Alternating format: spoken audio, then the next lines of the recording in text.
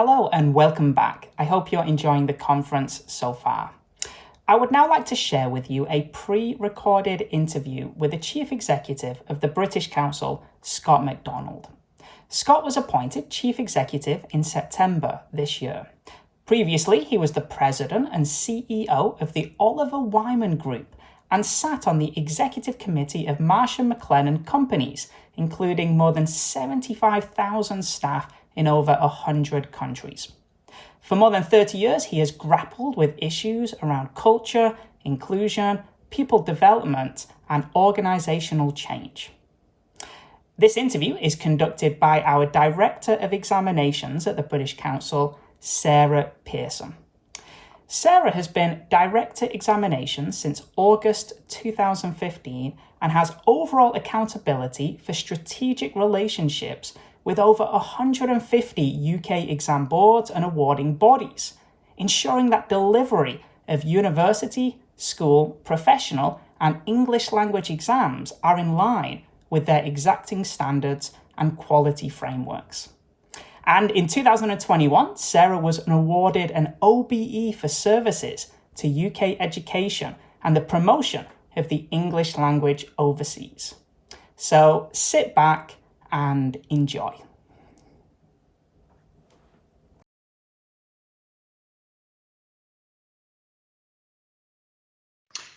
Hello and welcome to the 9th New Directions Conference for East Asia.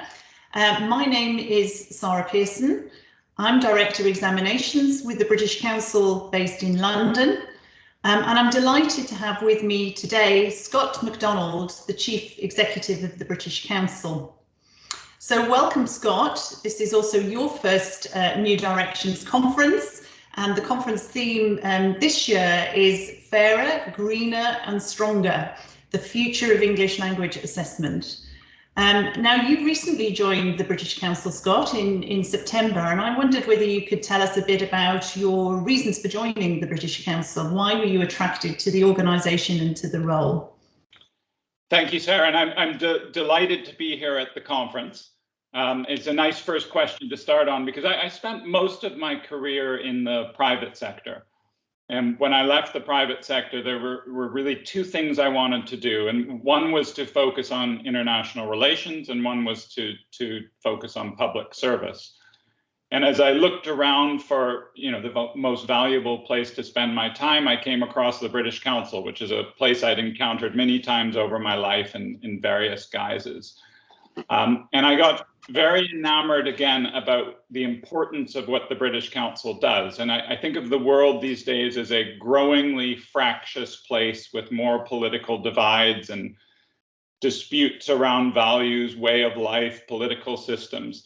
And what the British Council basically does is attempt to build trust between the people of the UK and everywhere else. And the way you build trust is by creating mutual benefit. So you have to go out into the world, find areas you can work that work for both sides and help both sides move forward, whether those are countries, governments, businesses, individuals. And I think it's an incredibly great way to spend your life. And we do all sorts of different things across the British Council, but that's what attracted me. Thanks very much, Scott. And I'm sure many of us who work in the British Council around the world will relate to that. How important is the work that we do in English language teaching and assessment within that broader mission of the British Council? So if I start from the broader mission and think, so my goal at the British Council is to build trust, and to build trust, I have to create this mutual benefit. And we have a bunch of tools at the British Council. We go out and do cultural exchange. We help governments think about systems around culture or around education. But when it comes to individuals, we have to think about, what do we have to offer individuals that can be really useful for them? And that's where English teaching, the use of the English language can change their lives in many ways, and providing different types of assessment for them around English and around other things can also change their lives. And I think it's a perfect alignment for us where we do that work it can have an enormous impact on individuals and their potential, the way, the direction their lives will take after that. And it's also very, very useful for the British Council and for the UK, because it exposes people to the excellence we have in the UK in various areas. It exposes them actually to the UK if they come and visit or come and study here. So I think they're incredibly important, both of them. Thank you. And you've joined the British Council at a time like no other. The world has been severely disrupted by the pandemic. I wondered if you could tell us a bit about the impact that this has had on the work of the British Council globally, and in particular on our English language teaching and assessment work. Yeah, the pandemic has clearly affected the whole world and nearly every business and every organization. It's had a very severe impact on the British Council as well. And if you think about our exams and assessment business and our English teaching business in particular, like those have historically been operated in centers around the world where people come to us and they're either writing tests or they're having classes. There's a lot of person-to-person work that we do there, and the pandemic shut that down around the world. So our centers closed, that shut off a lot of the good work we were doing.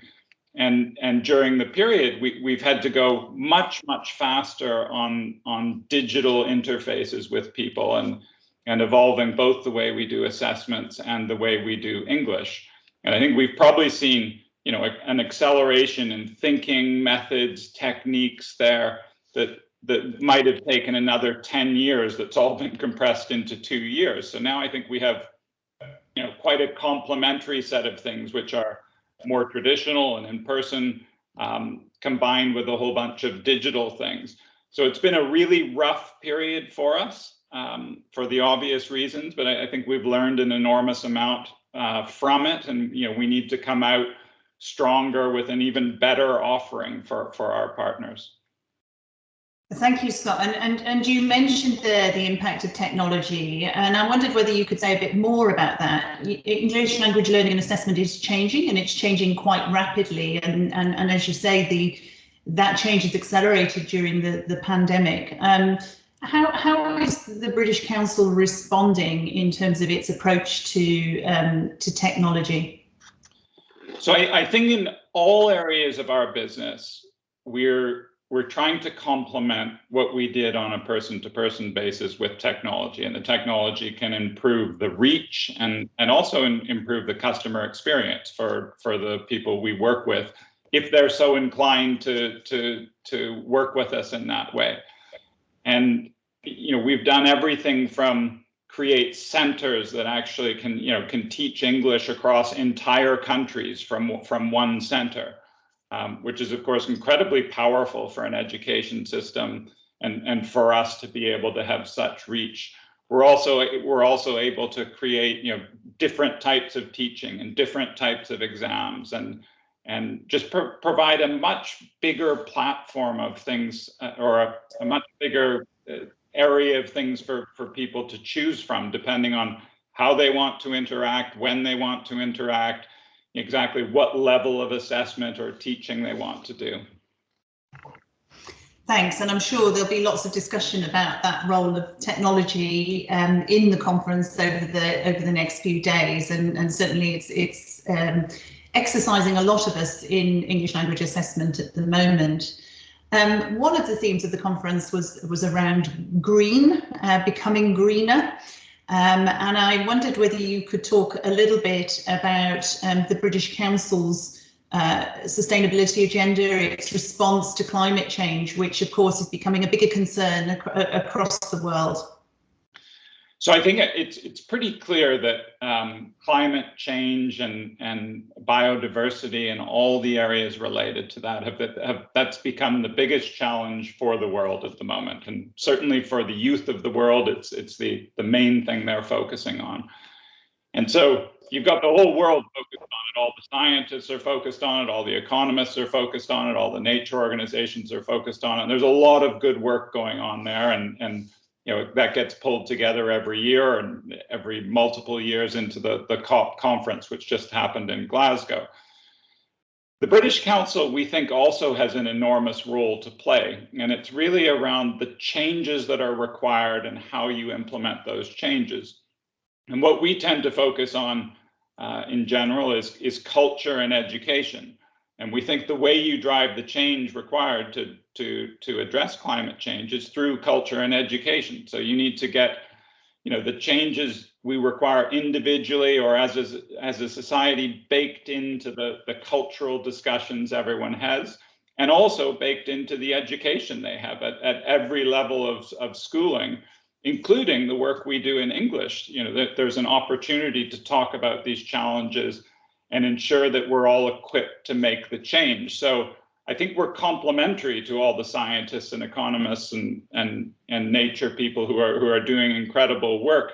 But the work we're doing is also really important. We have a big program now called Climate Connection, where we focus on culture and education, and we particularly focus on the youth voice. And we try and bring the voice of youth from around the world into the debate that's happening at a policy level by gathering those views. Last year or right before COP this year, we put together a letter that had, I think it had 8,000 voices from young people in there, leading directly to the policy debate. Great, thank you. And finally, I'm perhaps going to ask a slightly controversial question. Some might say with the advent of new technology that it's not necessary for us to learn other languages. We'll be able to get our own language translated by artificial intelligence in future, and therefore what's the point of learning a language? I wondered whether you could tell me how important you think it is to learn another language, and how easy or difficult you find it.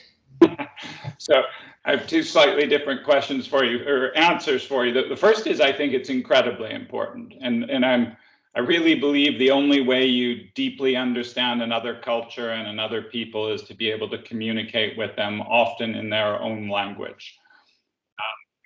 And I think people who have spoken other languages realize the difference that makes and the opportunities that open up when you can make real connections with people on that basis. Now, personally, I'm not so good with languages. I have a wife who speaks 6, and I speak sort of 1 1/4. I speak English and only moderately well, and a little bit of French because I grew up in Canada. So it's never been my strength, but it's been a great regret. Well, I'm sure a lot of us are in the same boat as you, Scott, and struggle to learn lots of different languages. But I fully agree with you. I think it's incredibly important, and it helps us to make connections across cultures in a way that it isn't easy to do unless you learn the language. Scott, thank you so much for taking the time to join us today and for setting the tone for our conference. Thank you very, very much. My pleasure, Sarah, and my best wishes to all of you for a good conference. Thank you, Scott and Sarah, for that enlightening interview.